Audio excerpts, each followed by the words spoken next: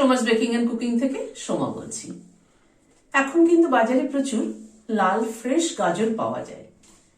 আজ গাজর দিয়ে গাজরের হালুয়া আপনাদের সাথে শেয়ার করছি। গাজরের হালুয়া হয়তো অনেকেই বানিয়ে থাকে, কিন্তু আমি যেভাবে বানাই সেটা আজ আপনাদের সাথে শেয়ার করছি। আজকে কিন্তু আমি গাজরের হালুয়ায় কোনো রকম চিনির ব্যবহার করিনি। চলুন তাহলে দেখে নিই কি দিয়ে বানালাম, কি কি দিলাম। এখানে 1 কেজি লাল গাজর পিল করে নিয়ে ভালো করে ধুয়ে নিয়েছি। গাজরটাকে প্রথমে গ্রেট করে নিচ্ছি।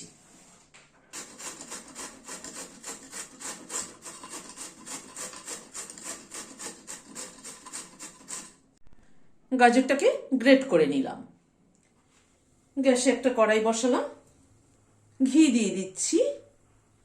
কেউ চাইলে হাফ সাদা তেল হাফ ঘিতেও কিন্তু করতে পারেন, বা পুরো সাদা তেলও করতে পারেন। ঘিটা গরম হয়ে গিয়েছে, গাজরটা দিয়ে দিচ্ছি। তবে গাজরের হালুয়া কিন্তু ঘিতেই বেশি ভালো হয়, ফ্লেভারটা সুন্দর হয় এবং খেতেও টেস্ট হয়। এবার এই গাজরটাকে ঘিয়ের মধ্যে ভেজে নেব।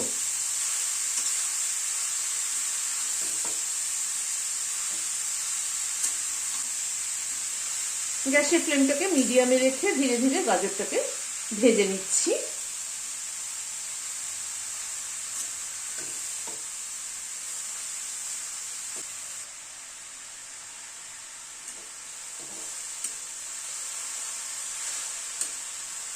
গাজরটা কিন্তু ভাজতে ভাজতে আরো কমে আসবে।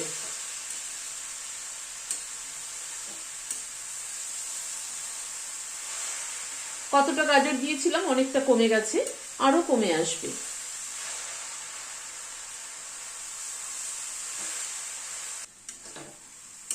গাজরটা কিন্তু ভাজতে ভাজতে অনেকটাই কমে এসছে।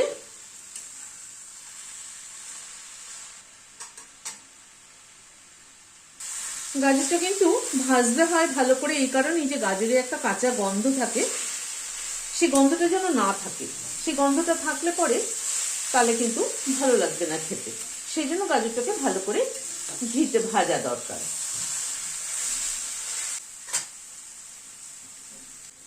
এখানে 1 লিটার ফুল ক্রিম মিল্ক আমি জাল দিয়ে রেখেছিলাম, একটু ঘন করে রেখেছিলাম, সেটা দিয়ে দিচ্ছি।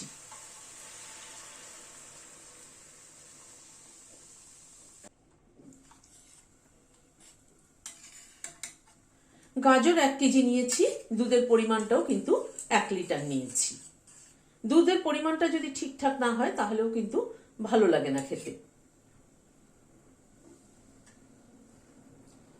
একটু ফুটে উঠুক।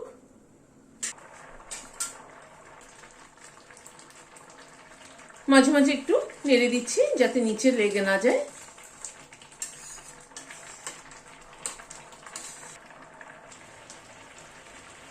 দুধটা খানিকটা শুকিয়ে আসার পরে আমি খেজুর গুড় এখানে দিচ্ছি। এখানে 100 গ্রাম খেজুর গুড় আছে। মিষ্টিটা যার যার নিজেদের পছন্দ অনুযায়ী দেবেন।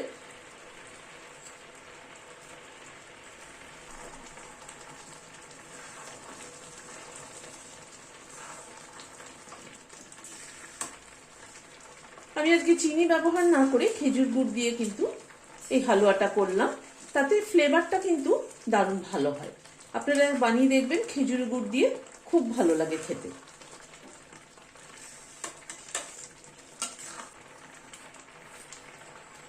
গুড়টাকে দিয়ে একটু জাল করে নিলাম। এখানে খোয়া দিচ্ছি 70 গ্রাম। এটা অপশনাল, ইচ্ছে হলে দেবেন, না থাকা হলে দেবেন না।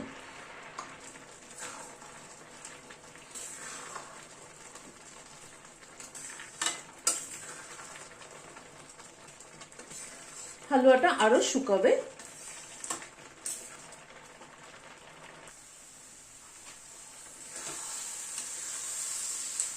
দুধটা পুরো শুকিয়ে হালুয়াটা কিন্তু রেডি হয়ে এসছে। খানিকটা কিশমিশ দিয়ে দিলাম। কিশমিশটা আমি একটু ভিজিয়ে রেখেছিলাম। আর খানিকটা কাজু দিয়ে দিলাম, কুচি করে দিয়ে দিলাম।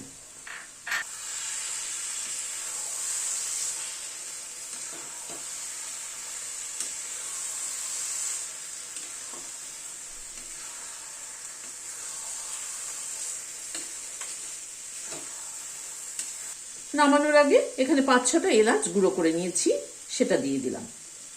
এলাচের ফ্লেভারটা কিন্তু গাজরের হালুয়াতে ভীষণ ভালো যায়।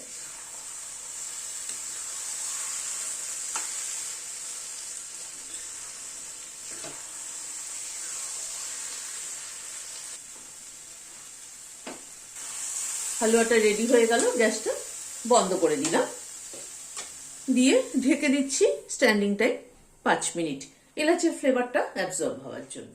রেসিপিটি যদি ভালো লাগে থাকে তাহলে লাইক এবং সাবস্ক্রাইব করার অনুরোধ রইল। আজ তাহলে এখানে শেষ করছি। নমস্কার।